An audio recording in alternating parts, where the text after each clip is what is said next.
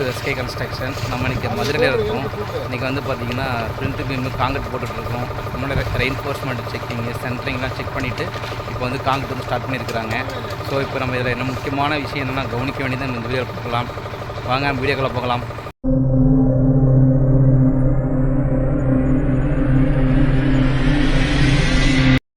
First நம்ம என்ன கவனிக்க வேண்டியதுன்னு பார்த்தீங்கன்னா, அந்தமாரி வந்து நூல் கட்டி கரெக்டாக மூலம் மட்டும் இருக்கான்னு வந்து நம்ம எப்பவுமே செக் பண்ணுற மாதிரி செக் பண்ணுறோம்.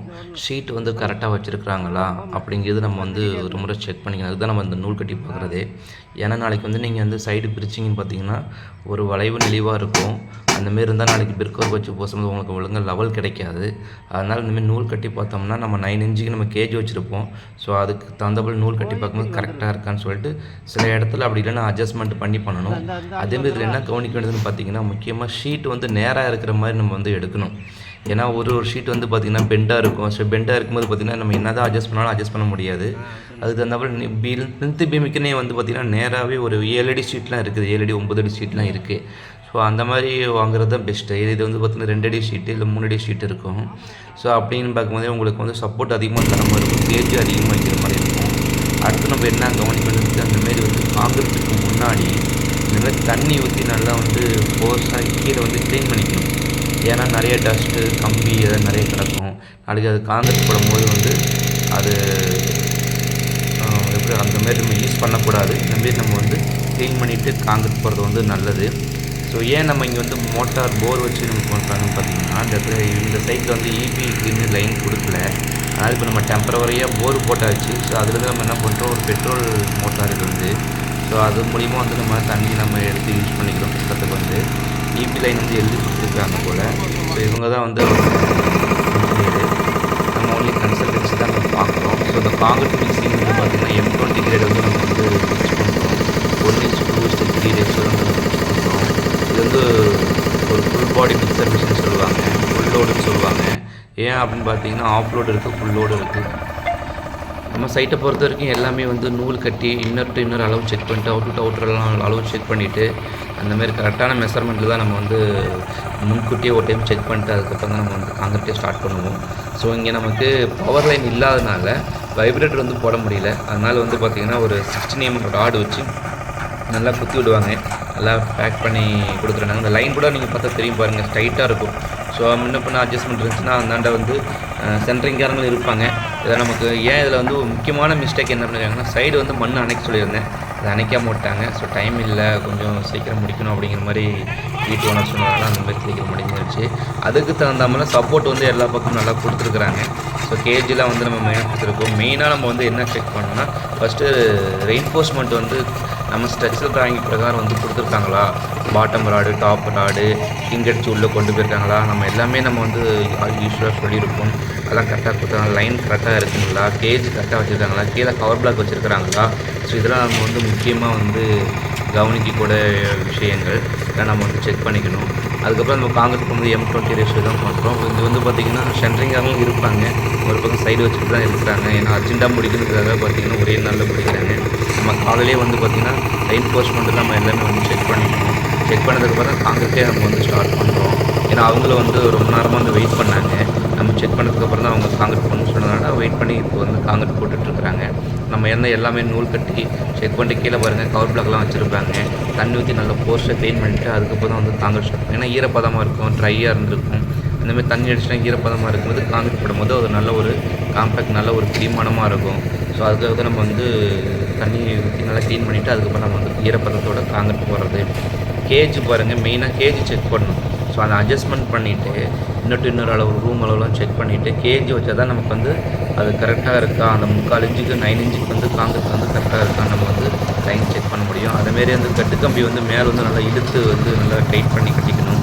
அப்போ தான் வந்து மேல் கையும் கீழே கையும் வந்து ஆடாமல் திரியாமல் இருக்கும். இது வந்து ஃபுல் பாடி மிக்சர்னு சொல்லுவாங்க.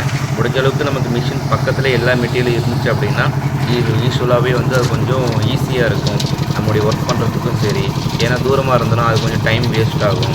அதனால் நம்ம முடிஞ்ச அளவுக்கு வந்து பார்த்திங்கன்னா பக்கத்துலேயே மிஷின் பக்கத்துலேயே வந்து மெட்டீரியல் வந்து நாங்கள் வந்து ஷிஃப்டிங் பண்ணிட்டு அதுக்கப்புறம் வந்து ஒர்க்கே நம்ம வந்து ஸ்டார்ட் பண்ணுவோம். அதுதான் வந்து சரியான மெத்தடுன்னு சொல்லுவோம். அதுமாரி இது வந்து பார்த்திங்கன்னா இப்போ ஒரு மூட்டைக்கு வந்து பார்த்திங்கன்னா 4 மூட்டை வந்துச்சு, 4 பாண்டு வந்துச்சு சிமெண்ட் வந்து பார்த்திங்கன்னா அதுமாரி 8 பாண்ட் வந்து மணல், 12 பாண்ட் வந்து ஜல்லி வந்து மிக்ஸ் பண்ணி அந்த ரேஷியோவில் தான் போகிறோம். எம்சாண்டு வந்து நம்ம செக் பண்ணி பார்த்தோம், அதனுடைய குவாலிட்டி வந்து நல்லா இருக்குது. ஸோ இந்த மாதிரி நம்ம வந்து செக் பண்ணிவிட்டு அதுக்கப்புறம் போகிறது வந்து நல்லது. இந்த அளவுக்கு வந்து பார்த்திங்கன்னா இந்தமாரி நம்ம மெட்டீரியல் பக்கத்துலேயே வச்சு ஒரு பெட்ரோல் பாருங்கள். நம்ம ஆல்ரெடி வந்து நம்ம ஸ்டார்டிங்கே வந்து ஒரு மூட்டையை பிரிச்சுட்டு அந்த பாண்டுக்கு வந்து இவங்க போடுற பாண்டுக்கு எத்தனை சட்டி வருது அப்படின்னு பார்த்துட்டு அதுக்கப்புறம் தான் அளந்து கொடுக்குறாங்க. ஸோ அதெல்லாம் வந்து நமக்கு நல்ல மெத்தடும், நம்ம குவான்டிட்டி வந்து அதிகமாகவோ இல்லை கம்மியாக போகாது. அது பதமாக பார்த்து நம்ம வந்து மிக்ஸ் பண்ணி மிக்சர் வந்து கரெக்டாக இப்போ அந்த மிக்சியில் கூட பாருங்கள் ரொம்ப நேரம் வந்து நல்லா வந்து நல்லா ஒரு 3 அதாவது மணல் ஜல்லி நல்லா வந்து ஒரு மிக்சிங். அதனால் இது வந்து ஒரு கெமிக்கல் ரியாக்ஷன் நடக்குது. கெமிக்கல் ரியாக்ஷன் வந்து பார்த்திங்கன்னா சரியான முறையில் வேணும். அதனால் வந்து நம்ம வந்து மிக்ஸ் பண்ணிவிட்டு அதுக்கப்புறம் வந்து நம்ம காங்கிரீட்டை வந்து ரெடி பண்ணுறது வந்து நல்லது.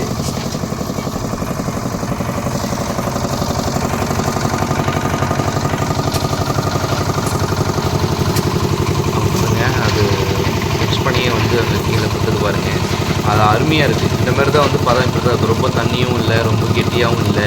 ஸோ இந்த பதத்தில் நம்ம வந்து காங்கிரீட் போட்டோம் அப்படின்னா நம்ம என்ன கிரேட் யூஸ் பண்ணுறோமோ நமக்கு ஸ்ட்ரென்த்து கிடைக்குமோ அது வந்து முழுமையாக நமக்கு வந்து கிடைக்கும். அதுதான் அந்த நம்ம M20 கிரேடு. 1:2:3 மிக்ஸ் பண்ணுவோம். ஸோ இப்போ சென்ட்ரிங்காரங்க பாருங்கள், முக்கால்வாசி ஆள் முடிச்சுட்டாங்க. ஒரு பக்கம் காங்கிரீட் போட்டுட்டு இருக்கிறாங்க, ஒரு பக்கம் பலகை வச்சுட்டு இருக்கிறாங்க. சப்போர்ட் கொடுத்துட்டு அதை கரெக்டாக நம்ம வந்து ஃபாலோ பண்ணி இந்த காங்கிரீட் வந்து சரியான முறையில் வந்து நம்ம முடிச்சிருக்கோம்.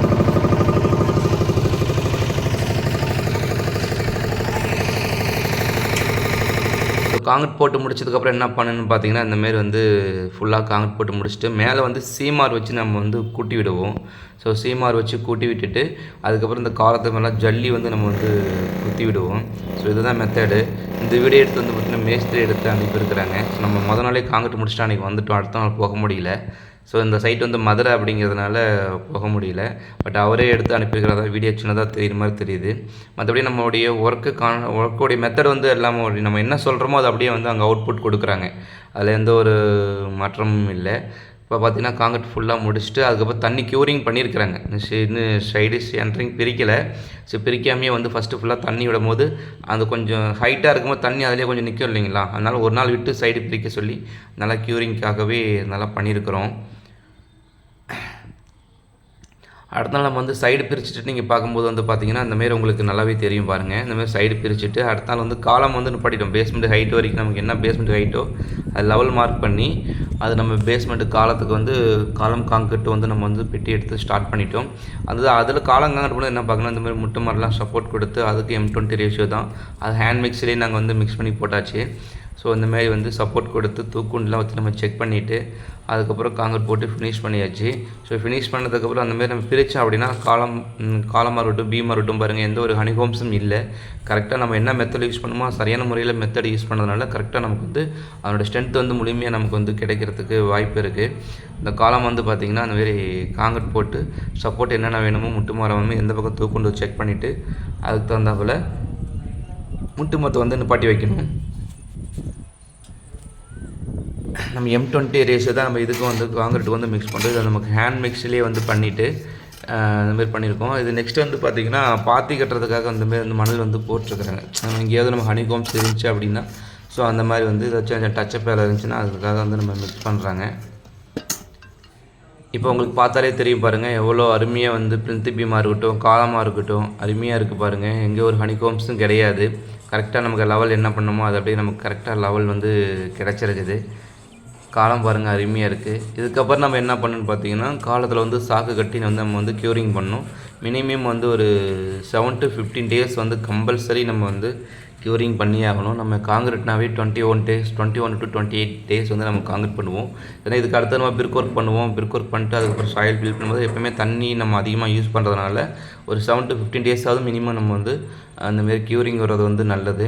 பிரிக் ஒர்க்குக்கு நம்ம சொல்லியிருப்போம் மினிமம் 7 to 10 days வந்து நமக்கு வந்து கண்டிப்பாக க்யூரிங் பண்ணணும் அப்படின்னு சொல்லிட்டு. ஸோ அதனால் வந்து பார்த்திங்கன்னா இப்போ காலம் பார்த்திங்கனாவே உங்களுக்கு தெரியும், நல்ல ஒரு எங்கேயும் ஒரு ஹனிகாம்ஸ் இல்லாமல் நல்லபடியாக வந்து நமக்கு காங்கிரீட் வந்து ஃபினிஷ் ஆகிருக்கு.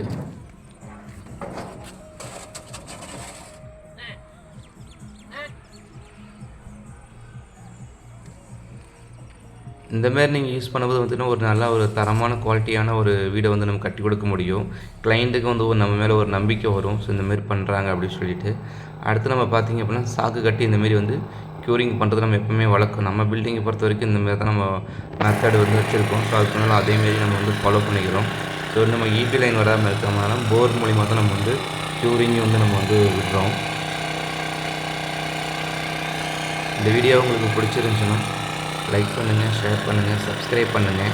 உங்கள் ஃப்ரெண்ட்ஸுக்கு, உறவினர்கள் எல்லாத்துக்குமே ஷேர் பண்ணுங்கள். முக்கியமான ஏதாவது மிஸ்டேக்குனாலும் எனக்கு வந்து இன்ஃபார்ம் பண்ணுங்கள். கண்டிப்பாக நான் வந்து உங்களுக்கு ஷார்ட் அவுட் பண்ணுறேன். தேங்க்யூ.